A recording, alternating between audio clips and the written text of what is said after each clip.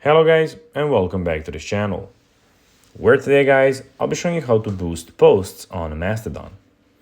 So guys, the first thing that you of course need to do is go to Google Play Store or the App Store and download the Mastodon application. After that, you just need to go and log into your profile or register to Mastodon if you haven't already done that, of course. But now guys, let's see what we actually have in front of us here. So as you can see, in the bottom we have 5 tabs. We have the Home tab. We have the where you can check out all the people that you're following. We have the Search tab where you can go and search for people and some other things. We have the Posts where you can post, Notifications, and in the bottom right corner we have your profile. But now guys, let's see how you can actually go and boost posts on Mastodon.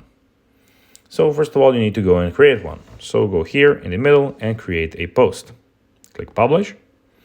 And then when you have it, just a second, it needs to of course go and publish. Here you just need to go and click on it, then click on the 3 dots. And then here, as you can see, you have the options to boost, favorite, bookmark, edit, share post, open in browser, copy link, or delete. Of course, what you need to do is go and click on boost. Then here you have the option to again cancel or click boost, and your post will be boosted.